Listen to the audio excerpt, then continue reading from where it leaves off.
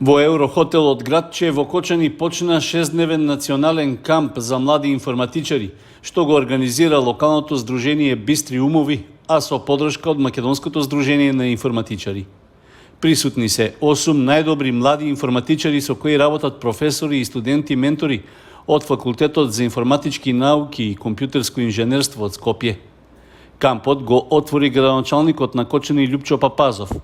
Тој се организира во рамки на обуката на јуниорските и сениорските екипи, кои ќе ја представуваат државата на предстојните олимпијади и на надпреварите по информатика ширум светот. Здруженијето на информатичари на Македонија веќе 34 години поред ги организира државните надпревари по информатика и нашите најдобри ученици од државните надпревари ги избираме и ги праќаме да учествуваат на интернационалните надпревари по информатика, каде што се представуваат себе си и се разбира ја представуваат Македонија како тим. За да можеме да имаме добри резултати таму, ние мораме да имаме компетитивни и надпревари на ниво во Македонија, а дополнително мораме и најдобрите наши ученици да ги подготвиме за да можат да бидат конкурентни со другите ученици од целиот свет. Ние избираме ученици во Македонија од помалку од 2 милиона, избираме 4 ученика да не представуваат на светската олимпијада по информатика. Во Кина, например, од 2 милиарди избираат 4 ученика. И нашите ученици треба да бидат конкурентни со тие 4 ученика. Затоа ние треба многу повеќе да посветиме внимание, да направиме многу поголеми подготовки на нив, за да имаме добри резултати на надпреварите. Овој настан тука денес е точно тоа. Дел од подготовките на најдобрите ученици од Македонија ги правиме во Кочани на ова место денес. Минатата година имавме еден многу силен сребрен медал, кој што, ако на светско рамниште се рамниме, тоа е доста добар успех за една земја како што е Македонија. Од Кочанското здружение Бистри умови, кое постои краток период, нагласија дека нивна цел е да им помагаат на младите таленти да напредуваат во знаењата. Здружението постои 2 месеци. Целта на здружението е да им пружиме подршка на младите таленти во државата и целта е да се организираат курсеви, подготовки за надпревари, да помагаме на други здруженија и сојузи и сето тоа да биде бесплатно за учениците. Добивме подршка од многу поранешни надпреварувачи. Имаме исто многу доброволци кои сакаат да помогнат, но тоа го планираме од септември-октомври здравје. Кампот на млади информатичари се реализира под покровителство и со финансиска подршка од општина Кочани. Со видлива примена на сила и употреба на алат, непознат сторител сериозно го оштетил главниот цевковод на водоводот за Видовиште, поради што отежното е водоснабдувањето на местното население. На местото каде што е предизвикан дефектот, забележливо е намерно оштетување на цевката, за да се оневозможат напорите на општина Зрновци да обезбеди доволна количина исправна вода за пиење на жителите. Настанот е пријавен кај надлежните органи, а по направениот увид се очекува соодветна постапка за откривање и санкционирање на сторителот на овој вандалски чин. Денес општина Зрновци и комуналното јавно предпријатие Водна кула на општина Зрновци поднесува кривична пријава против непознат сторител за уништување на главниот цевковод во село Видовиште, во близина на манастирот Свети Спас. Во време кога општина Зрновци вложува средства и гради нов цевковод за постојано водоснабдување на домакинствата во село Видовиште, непознат сторител веќе во втор наврат врши оштетување се со цел да немаат вода жителите на село Видовиште. Апелираме до основно јавно обвинителство навремено да преземе чекори за откривање на сторител.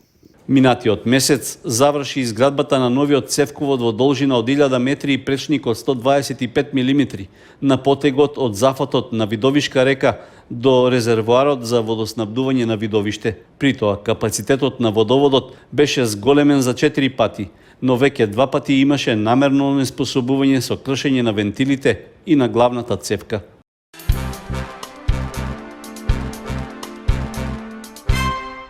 Граѓаните кои минатата недела почнаа со протести против загадувањето од комуналната депонија кај Бели, Ги продолжуваат обирите на крстосницата кон селото на регионалниот пат кон Пониква. На тој начин го изразуваат револтот што надлежните не преземаат соодветни активности за решавање на овој проблем. На протестот се придружија жители и представници од местната заедница од Бели, кои нагласија дека состојбата со загадениот воздух е неиздржлива, затоа што чадот од запалената депонија им влегува директно во домовите. Забележале дека на депонијата се донесува отпад и од соседните општини, а на просторот каде што се депонира ѓубрето престојуваат лица кои неовластено го пребаруваат и палат. На протестот беше заклучено дека неопходни се посериозни активности за да ги натераат надлежните да преземат мерки што ќе дадат позитивни и долгорочни резултати. По телефонски разговор со лица од комуналното јавно предпријатие разговаравме дека нашите ставови и нивните се во исправец, а тоа се дека на депонијата треба да се воведе контролиран влез и излез, односно да се воведе физичко обезбедување кој ќе го контролира влезот и излезот на депонијата, да се постави видеонадзор. Тоа е првата работа. Втората, дека треба подитно да се третира со алги кои во минатот се покажуваат како добра пракса и сето тоа во континуитет во иднина перманентно према количината на отпад да се третира и последователно во наредниот период, затоа што не можеме да дозволиме сега, ако ја угасиме после месец два, да ни се повтори истата слика. Граѓаните најавија дека протестите ќе ги продолжат со сериозно размислување да бидат радикализирани. Оценија дека протестот против загадувањето од Paper Mill после долга и континуирана активност дал резултат, поради што истите методи ќе се применуваат и во овој случај. Да, протестите ќе продолжат. Мислам дека и ќе се радикализираат, ќе се преселат во градот, каде што ќе бидеме побројни и повидени, се додека не успееме да оствариме официјална средба со раководните лица на комуналното јавно предпријатие, надлежните од локалната самоуправа и нормално надлежните од Министерството за животна средина. Како можна радикализација на протестите беше предложено да се ангажира приватна агенција за обезбедување, која ќе го контролира влегувањето на депонијата и ќе спречи неовластено пребарување и палење на ѓубриштето. Присутните на протестот нагласија дека комуналната депонија кај Бели е нелегална, без соодветна урбанистичка документација и дозвола за намената, иако со децении локацијата се користи за одлагање на отпадот. Во Видовиште во неделата се одржа првата иселеничка средба на која присуствуваа голем број иселеници, но и гости од други градови од државава. Иницијативата за реализирање на средбата е на Сашко Златков и другите жители од селото кои живеат и работат во странство, а настанот се одржа во местноста Магила во Видовиште. Подршка во организацијата на средбата даде и општина Зрновци. На иницијатива на господинот Сашко Златков од село Видовиште и останати иселеници од село Видовиште во странство, општина Зрновци заедно со нивна организација со проширување на програмата за културни манифестација денес ја одржува и спроведува првата иселеничка средба на македонците во странство. Од година во година се надеваме дека овој културна манифестација, културен настан ќе прерасне во регионален. Па до идејата дојде, пошто ние си доваѓаме дали еднаш или два пати во годината, ако не се сретнеме на такви денови, нема каде да се сретнеме. И пошто гледаме на други места веќе се прави, ќе пробаме и ние. Ова е прва, па се надеваме дека ќе продолжи. Присутните ги забавуваше естрадниот уметник Јордан Митев, кој истакна дека му представува чест да гостува овде, бидејќи покрај настапите во странство со иселениците се сретна и во родната земја. За мене ова значи уште една средба со нашите иселеници, кои што јас често ги среќавам и таму кај што се во западните земји. И мене ми е посебно драго што сега се дружиме во нивната родна грудка, кој што е, да речеме, момент кај што самите овие села уживуваат со тие манифестации.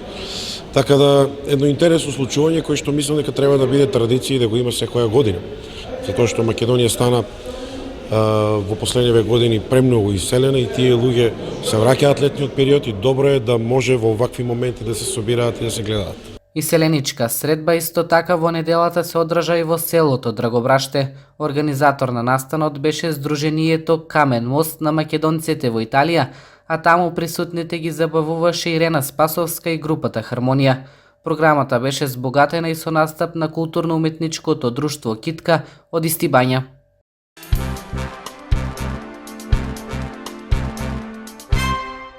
Општина Кочани упати јавен повик до сите евидентирани невработени лица да се вклучат во програмата Општинско корисна работа во рамки на проектот Сплотеност. Станува збор за работно ангажирање со скратено работно време во период од 9 месеци заради стекнување на вештини и постепено вклучување на пазарот на труд. Право на учество имаат сите невработени, а предност ќе имаат лицата кои прв пат се јавуваат за учество во програмата. Кандидатите што ќе бидат избрани ќе добијат паричен надоместок од 13.000 денари во бруто износ. Невработените лица што ќе бидат вклучени во програмата ќе бидат ангажирани со скратено работно време со 20 работни часа неделно. Работните позиции што се опфатени со огласот се образовен асистент кој треба да им пружи поддршка на учениците со посебни потреби, при што заинтересираните кандидати за оваа позиција треба да имат завршено високо образование за специјален едукатор и рехабилитатор, како и да ги исполнува условите за наставник во оделенска и предметна настава. Втората работна позиција е личен асистент за деца со попреченост во редовно средно образование. Целта е пружење помош и поддршка на учениците како и на наставниците кои работат со лица со попреченост, а овде услов за пријавување е лицето да има завршено средно образование. Сите заинтересирани кандидати да се пријават во Центарот за вработување во Кочани до 14 август.